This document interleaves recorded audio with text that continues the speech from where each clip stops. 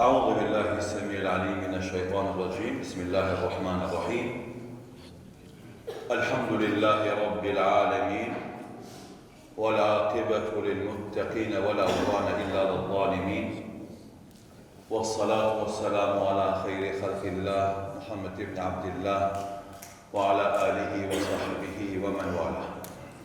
Vëllezër të dashur besimtar, të nderuara motra, lutë Allahun e Madhërisht që Allahu na ngulon gjithëve me mëshirën dhe betimet e Tija.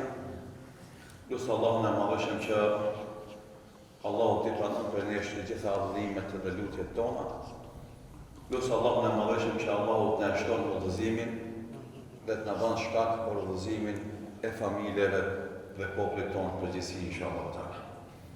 Është gëzim dhe kënaqësi të jem me ju sonte në këtë mbrëmje, në këtë xhami, duke lutur Allahun e Madhërisht që Allahu të na ndihmon që këtë mbrëmje të kaloj në atë formë në cilën është i kënaqur madhnieti Allahu subhanahu wa taala.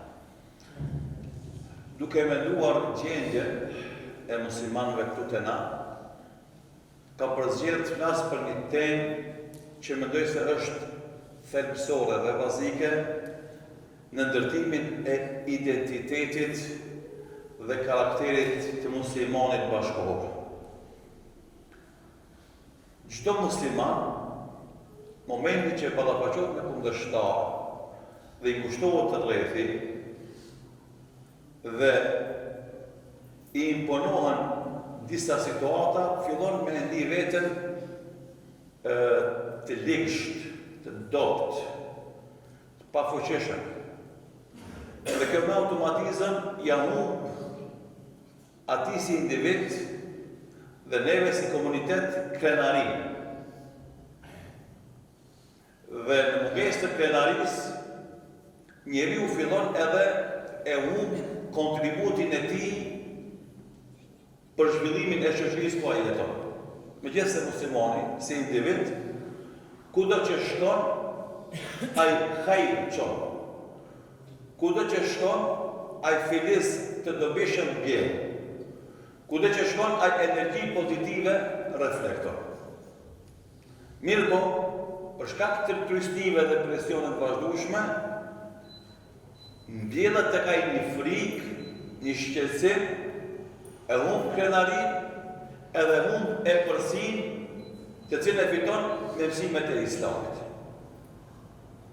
A zakonisht rregull, edhe fetar, edhe shoqëror është që në momentin që ti jep diçka shoqërisë, je nart.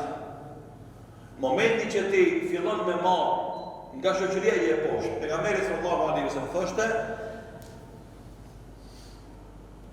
"Yedul ulya khayrun min yedis sufla." Dora e lartë është më e mirë se dora e ulët.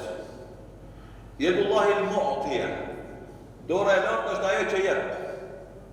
E dora e ulët është ajo që merr.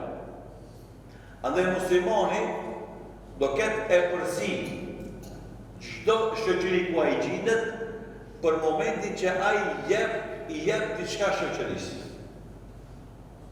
Andaj nga kjo prizë edhe nga ky këndvështrim, muslimani vazhdimisht duhet me qenë proces të dhurimit, kontributit për zhvillimin e shoqërisë.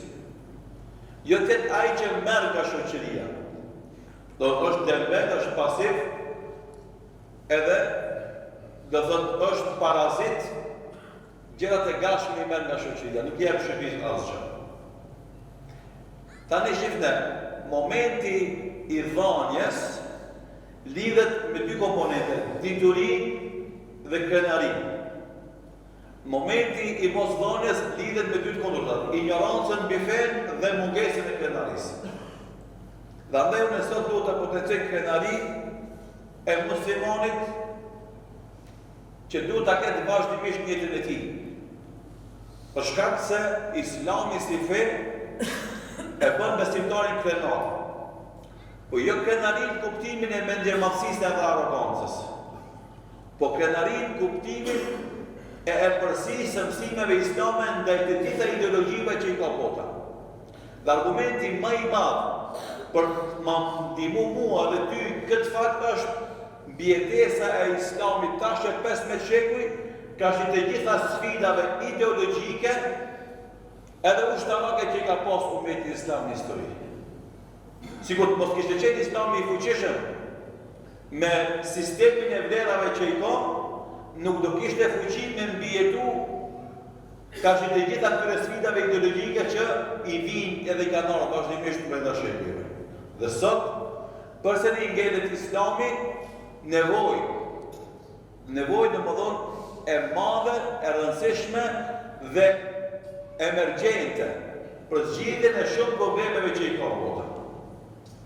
Dhe nga kjo prizmë, atëherë ne si musliman duhet të mësojmë Islamin edhe duhet të ndihemi krenar me këtë fe dhe të vazhdojmë të kontribuojmë ashtu sikur se Islami ka kontribuar për zhvillimin e popullit shqiptar në historinë e vet. Edhe sot e të gjë Islami ka shumë çka jep për zhvillimin e këtij populli, për zhvillimin e këtij vendit, po edhe më gjatë. Andaj kur flasim për krenari, e kemi parasysh atë gjendje psikologjike që shoqërohet me forcë shpirtërore, nga e cila bëjnë fjalë dhe vepra që tregojnë këtë ndjenje të krenarisë, të lartësisë, të pavarësisë dhe besnikërisë në fesë islame dhe parimeve të veta, normalisht me përrusi dhe modesti dhe besimtarve dhe me drejtësi ka shi të gjithve admishve të Islamit. Andaj, pse besimtari ndihet krenar? Sepse e din se kjo fe Allahu Dhu Gjelal është e paracaktume. Jo vetëm argumentet historike, po edhe me argumentet parahistorike. Argumentet parahistorike janë argumentet e vullnetit absolut të Zotit, që i ka caktuar para se ne kriju botën. Aso që ne e quajmë kader. Kader fetar. Është që Islami mu ballafaqu me sfida, mu dhon përgjigjë sfidave dhe me triumfu mbi to. Andaj Allahu Gjelal në surën Tobe dhe surën Saf që thot: "Huwa alladhi arsala rasulahu bil huda wa dinil haqq liyudhhirahu 'ala ad-dini kullihi walau kariha al-mushrikun." Allahu është ai i cili e dërgoi pejgamberin e tij, të dërguarin e tij Muhammedin sallallahu alaihi wasallam me udhëzimin e plot dhe të vërtetën madhështore, hakun dhe që triumfon feja e Muhammedit sallallahu alaihi wasallam, feja islame mbi të gjitha fetë. Edhe pse normalisht këtë fakt e urrejnë irritant. Normalisht e aprish komoditetin e tyre, sepse argumenti i fesë islame është ajo që deporton në mënyrë të natyrshme në mendjet e shëndosha dhe zemrat e mira të njerëzve. Edhe sot tek kësaj dite, me gjithë luftës e egër që bëhet kundrejt Islamit, numri i jo muslimanëve që e pranojnë Islamin është me dhjetra dhe qindra mijë vazhdimisht.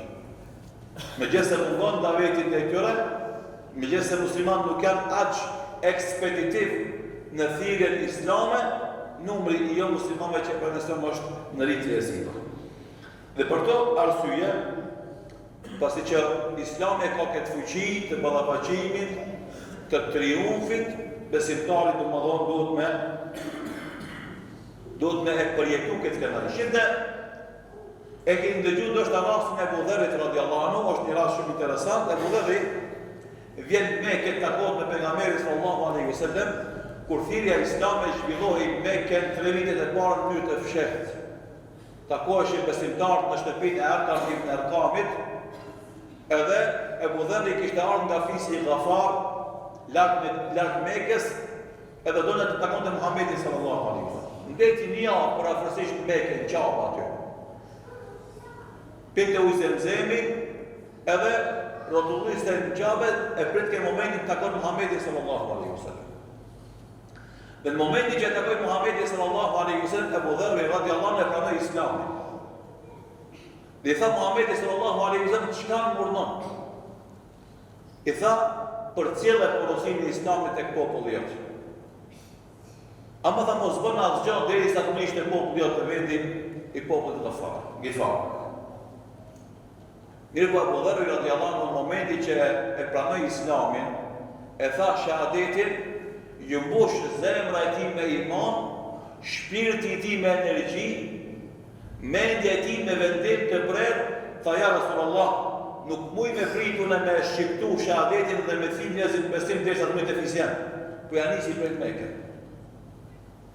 Edhe filloi gjithë njerëzve që takonte në rrugët e Mekës, mi thonë, la ilaha illallah Muhammadur Rasulullah, pranon e këtë parim, pranon e këtë besim që të shpëton.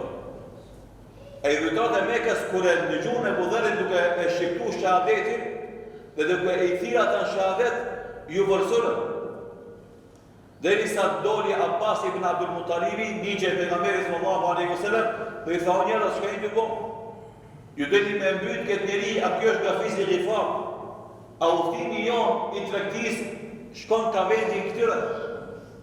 Edhe se na e mbysin këtë, nesër ata na ngarku dhe na jesin pa punë, pa bukë. E i ndali, dëshin ta vrasin ta mbysin. Mi përshef në guximin e tij. Ai ishte i gatshëm me ftu jetën e tij për të shpëtuar njerëzimin, për të vafuar atyre besimin. Në momentin që e shqipte shahadetin, ai filloi krenarin. Ai nuk dinte çka është tuta, nuk dinte çka është domosdoshmë pengesa, nuk dinte mundar.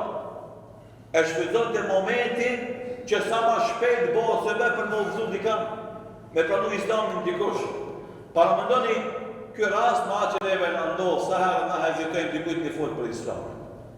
Sa herë na mendojmë dy të herë se çka ti themi këtij, a ti flasim për fenë islame, a ti flasim për besimin islam, a ti flasim për namazin, a ti flasim kundër dukurive negative apo mos i flasim.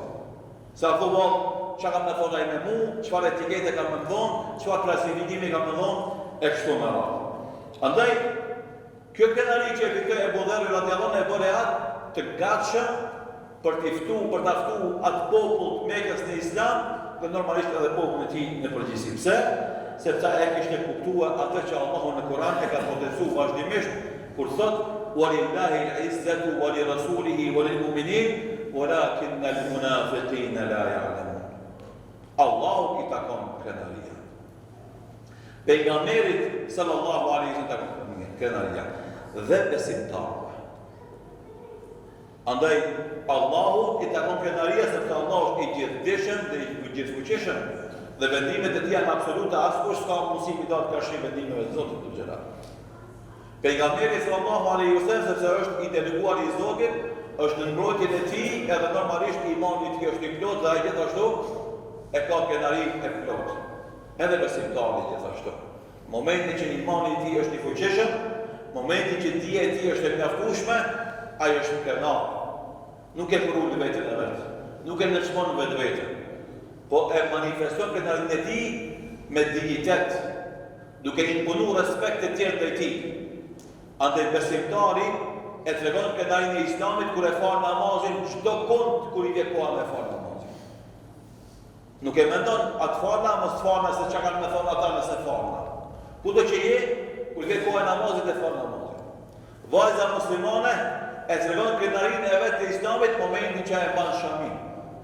A e pengojnë në shkolla, se pengojnë në shkolla, a e pengojnë karriera, se pengojnë karrierë, a i bëjnë probleme fakultet, a si bëjnë probleme fakultet, a i ka vendosë me tregu krenarin e vetë në Islamin në momenti që e vendosë shamin me kokën e saj.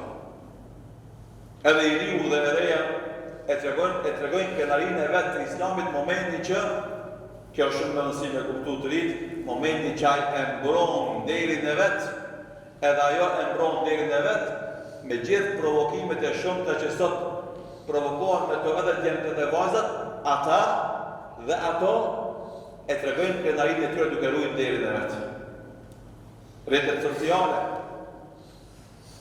dhe të kurthet me sahat që janë rrjetet sociale nuk lejon me ra viktime këtyre kurtheve, as djalli as vajza. Edhe nëpërmes kësaj ato manifestojnë këtë krenarin e tyre që e kanë marrë nga mësimi i fesë islame. Andaj Allahu më xhelal në surën Fatir na bën të qartë të gjithë neve se kushdo që kërkon krenari, vetmja rrugë e cila të ofron krenari të vërtet është rruga e ndjekjes së udhëzimit të Islamit, ose të adhurimit të Allahu më xhelal, thotë Allahu më xhelal men kana yuridu al-izzata falillahi al-izzatu jami'an. Kushdo që kërkon krenarin e din se e gjitha krenariet e Allahut. Andaj nëse do krenari, shko merret pe Allahu, duke adhuru atë dhe duke i nështru urnave të tij. Gjithashtu Allahu xhelal tregon për disa njerëz që mendojnë se krenaria e tyre lidhet prej jo besimtarëve, ose lidhet prej njerëzve krijesave të Zotit, ose lidhet nga të mirat materiale, ose nga pushteti, ose nga fama, thotë Allahu xhelal ayabtaguna indahum al-izzata fa inna al-izzata lillahi jami'an. Apo Allah besimtari kërkon krenarit dhe X dhe Y për njerëzve. Thotë Allahu xhelal fa inna al-izzata lillahi jami'an, dijeni se e gjithë krenaria i takon vetëm Allahut. Andaj të ajë ne duhet me kërku krenarin ton dhe nëpërmes adhurimit ton ndaj tij na mbushemi me krenarit e vërtet, e cila pastaj bëhet energji pozitive që na shkën neve me ofru familjes ton, popullit ton, vendit ton, të mirat e Islamit dhe mësimet e Islamit. Gjithashtu Allahu xhelal thon Yunus thot wala yahzunka qawluhum. Normalisht momenti që ti mundohesh me ofrua shpëtimin një popullit i cili ka filluar me deviju dhe me lajthit, ai ka mundësi me të ofendu, ka mundësi me të shah, ka mundësi me të rëndu me fjalë. Andaj thot Allahu xhelal Muhammedi sallallahu alaihi wasallam wala yahzunka qawluhum, mos të mërzisin fjalët e tyre, akuzat, shpifje, trillime që t'i vënë aty, ekstremist, radikal, kështu, ashtu, llave që na fatkeqësisht për çdo ditë ndëgjojmë, jo vetëm nëpërmes ekraneve televizive, por edhe tubime dhe muhabete të rëndomta. Mos u mërzit me këtyre fjalëve. Të akuzojnë, të ofendojnë, të flasin, ti mos u mërzit. Pse?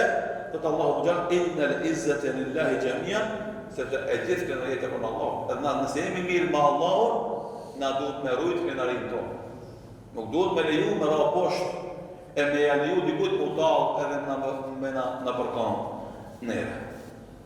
Andaj Imam Ibn Kathiri rahimahullahu taala duke e komentuar këtë ajet kuranor, thotë Allahu xhelal ja ndalon besimtarit të kërkon krenarin të dikush tjetër veç Zotit, prej idhujtarëve, mos besimtarëve, munafikëve kështu me radhë.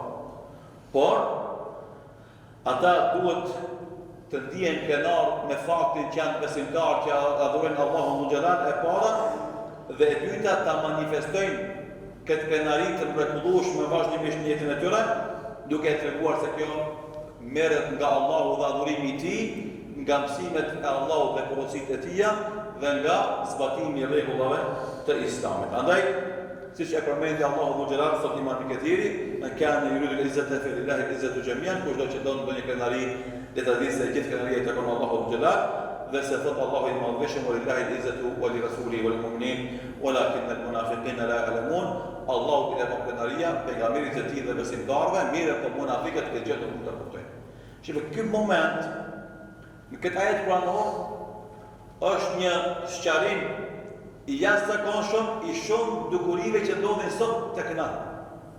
Nëse një njeri i thot vetes musliman, besimtar, edhe nuk ndjen krenari me Islamin e tij, dhe synon të merr krenari për dikujt që është armik i Islamit, le ta kupton, le ta din ai se me këtë veprim ai degradon vetën nga niveli i besimtarit vërtet në nivelin e munafikut Allahu na ruaj. Se vetëm munafiku nuk e din se krenaria e besimtarit merret prej Allahut, e jo për krijesave. Merret nga feja Allahut, jo për mendimeve të krijesave të tija. Edhe këtë fakt na duhet me potencu vazhdimisht që lidhshmëria jonë me fenë islame të jetë lidhshmëri me Allahun si krijuesin ton dhe me pejgamberin e tij Muhammedin sallallahu alaihi wasallam si bulën e pejgamberëve, pra me Kur'anin fisnik dhe me hadithet e pejgamberit sallallahu alaihi wasallam. Andaj, thot Imam Ibn Kathir rahimahullahu taala, këto ajete kanë për qëllim të inkurajojnë besimtarët që të kërkojnë krenarin nga Allahu xhelal dhe të angazhohen në adhurimin e tij. E kështu të futet në mesin e besimtarëve, të cilëve u takon ndihma dhe mbështetja e Allahut xhelal në këtë jetë në ditën e Kiametit. Andaj kush e kërkon krenarin nga Allahu i Madhëshëm, ai e gjen ndihmën dhe përkrahjen e tij edhe në dunjë edhe në ahiret. E kush e bën kundërtën, atë normalisht nuk e ka ndihmën e Allahut xhelal. Këtë kjo që e thamë është një hyrje për me kuptu se besimtari e ruan krenarinë e tij të gjitha situatat dhe rrethana. Jo vetëm kur është i fuqishëm si individ edhe si shoqëri, por edhe kur është si i huaj në një vend. Ajo që pejgamberi sallallahu alaihi wasallam ka treguar në hadithin e tij, kur ka thonë bada al-islamu ghariba wa sayudu ghariba fatuba lil ghuraba. Ka filluar Islami si i huaj në një vend. Momenti që ti adhuron Allahun, e tjerë adhuron idhët, ti je i huaj. Ti je evangjil, ti je i pakët, ti je vetëm. Momenti që ti e ruan deri tanë, kur tjerë t'janë zhytën mëkatin deri në fyt, në veprime amorale, ti je i huaj. Kur një vajzë mbulohet me shami në rrethin e shumicës vajzave që s'dojnë me ditë për shkak shamia, si intereson e këtu, je i huaj. Mirë po këto situata dhe rrethana, kur ti ndihesh e huaj, e vetmume, e sulmume, e përjashtume, e marginalizume, e stereotipizume, këtë janë momente që janë ngarkesat psiqike për çdo musliman të ri dhe muslimane të ri. Dhe janë qëllimta, janë sistematikisht të implementuar në shoqëritë tona fatkeqësisht në qarqet islamofobe dhe anti-islame, që të ushqejnë kompleksin e inferioritetit, e të ndihesh i parasishëm shoqëri, pa peshë dhe pa vlerë. Këto momente janë domosdoshmë momente që ta bëjnë të ndihesh si i huaj këtë vend. Një djalë i ri që fal namaz me një shtëpi që askush nuk falet ndihet i huaj. Një besimtar që agjeron familjen e vet që askush nuk agjeron ndihet si i huaj.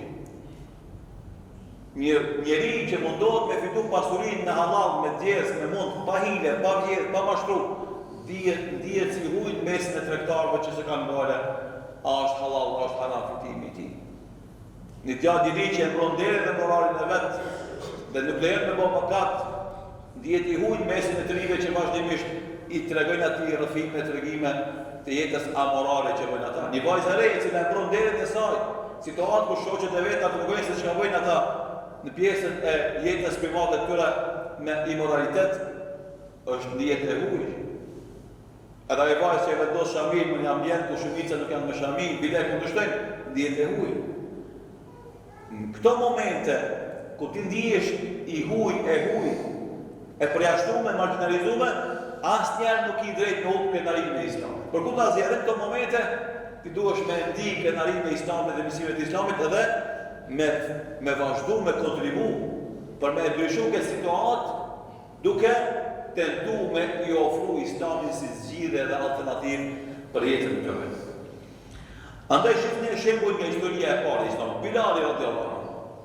Shifë, Umej ibn Khalifi ishte pronari i Bilalit. E kishte mbledh Bilali nga Afrika, zezak, katran i zi, sklav, rob. Ai kishte pronë, ai kishte mbledh. Mirë po Bilali radhiyallahu anhu, momenti që dëgjoi se Muhamedi sallallahu alaihi wasallam fton në tauhid, monoteizëm dhe rregullat e Islamit, ai prandaj Islamin. Kur Umej ibn Khalifi e kuptoi se Bilali kishte pranuar Islamin, kishte drejt me bë me të çka donte, se ishte prona e tij. Në vendin më të zot Mekke e shtriju për tokë. Edhe janë ngarkoi një gur të madh të rëndë mbi barkun e tij. Edhe theke ndrej e fen, kush thati ta pranosh Islamin? Kush thati ta pranosh monoteizmin? Ka e ke pyetje, ti e prona jeme, ti s'ki drejt me më kur gjonë jetë ato në pa më pyet mu. Ti duesh me bo atë që të dhamune. Andaj largohu për besimit Islam. Hiq do nga shahadeti. Ai i lodhun, i raskapitur, i maltretum, 25, 50, 55, 60 gradë mrit temperatura në ato vende nxehta të Mekës. Plus gurin mbi bark, ai s'kishte fuqi mi dhon përgjigje. S'kishte fuqi mi dhon përgjigje intelektuale me a demantu aty me teorinë e vitarisë. Ama kishte mundësi me ofru shembullin, modelin, që nga ajo kohë kur e ka ofruar Bilali radhiyallahu deri sot është model që na duhet ta ndjekim. E thoshte vetëm një fjali ose një fjalë, thoshte ahad ahad. Ai thoshte praktikë islamin, praktikë besimin islam, monoteizmin islam, ai thoshte Allahu është një, Allahu është një. Kaç mund kemë furaj? Ishte rrezik jetë e tij, nuk kishte ai garancë se ka mundësi me shpëtu nga kjo torturë dhe maltretim. Me ai thoshte Allahu është një, Allahu është një. Ndërkohë kaloi Ebu Bekri radiallahu anhu pranë këtij grupit njerëzve që e shehin këtë skenë, edhe tha çka po ndodh? I than Bilalit, Umejr ibn Khalifi është e maltretuar se kërkon Islam.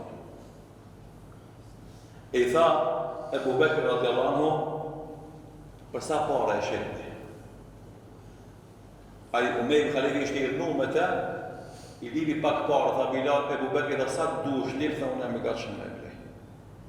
E blej Ebu Bekri dhe donë si slav, edhe e liroj, i prirë Allahu Gjellar, për shkak të besimit të ti. Shqipë në vazi, kjo ndodhi, ka shumë mesazhe edhe përësi, nuk du mundar shumë me tesë, se kam dhe shumë shembuj tjerë, ama me kuptu kush lidhet me Allahun, sinqerisht, Allahu jep zgjidhje në momentin më të fshehtë të së tij.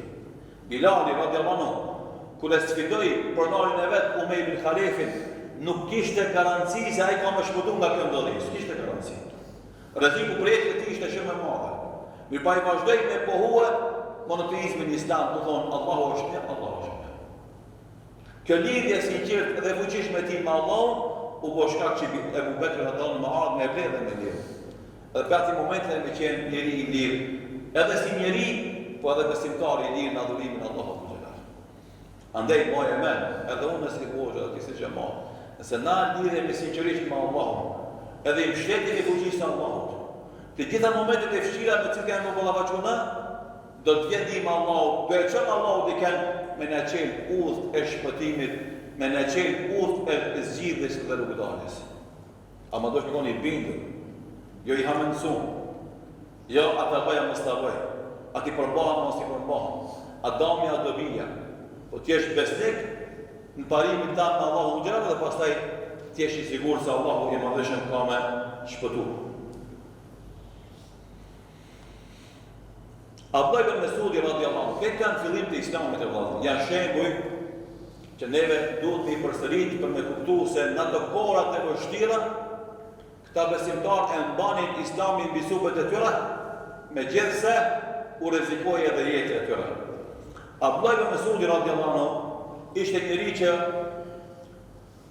atë që kishte dëgjuar nga pejgamberi sallallahu alaihi wasallam te Kur'anit e kishte mësuar përmendsh. Edhe njëra prej surave që ai donte të këndonte shpesh ishte sura Ar-Rahman. Edhe kado që lëvizte dhe që akollonte lexonte këtë sure. Ar-Rahman, allama al-Qur'an, khalaqa al-insan, allamahu al-bayan. I gjithëmshirshëm, i cili ja mësoi njeriu Kur'anin, i cili e krijoi njeriu dhe ja mësoi atij shërimin e Kur'anit. Andaj ulemat edhe në këtë renditje dhe jetë para ka mëni porosishëm të thonë, pse e përmend Allahu mësimin e Kur'anit para krijimin e njeriut? Sepse jeta e njerëzimit nuk ka kuptim të vërtet pa Kur'an. Se jeta e njerëzimit nuk ka gjallëri pa Kur'an. Andaj përmeni Kur'anin para se me përmeni krijimin e insanit njeriut. Edhe Zoti ju e dini shumë mirë se Allah i madhëshëm Kur'anin e ka qenë si, çfarë emri ka dhënë Kur'anit? E ka qenë shpirt. Thot Allah i madhëshëm: "Wa kadhalika awhayna ilayka ruhan min amrina ma kunta tadri mal kitabu wal iman walakin ja'alnahu nuran nahdi bihi man nasha." Ne këtu tash paman ty shpirtin. E quajti Kur'anin shpirt. Sepse nuk ka gjallëri jeta e njerëzimit pa Kur'an. E mos flasim për jetën e besimtarit.